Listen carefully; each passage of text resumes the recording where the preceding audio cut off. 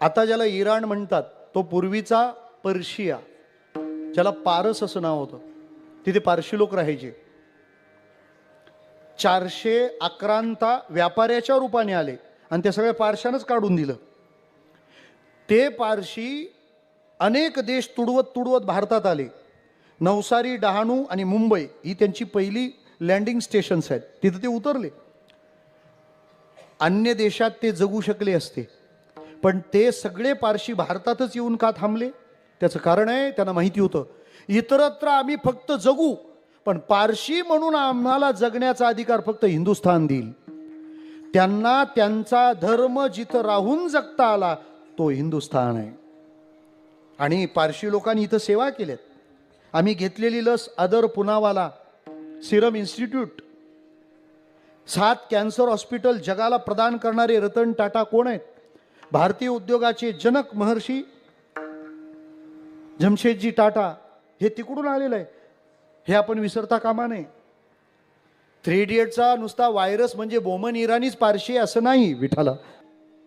आपल्या भारताच्या ईशान्येकडे म्हणजे उत्तर पूर्व आपल्या बगलेत असा नकाशा जर धरला तर एक देश आहे. कोणता? बांगलादेश. हल्ली ते त्यांच्या देशात कमी ना आपल्या देशात जास्त झाले. ते म्हणाले बरोबर आहे का, आमचा बांगलादेश आहे आणि त्यांचा चांगला देश आहे. काही महिन्यांपूर्वी म्हणा वर्षांपूर्वी त्या देशात अराजक माजलं, इन गव्हर्नन्स कंडिशन आलं आणि त्यांच्या राष्ट्राध्यक्षाला त्यांचा देश सोडून परांगदा व्हावं लागलं. कोण? बोला. शेख हसीना सध्या कुठे आहेत? भारतात आहेत. का? आपल्या पंतप्रधानांनी विचारलं व काय झालं काय का यांचं नाव हसीना आणि या हसीना.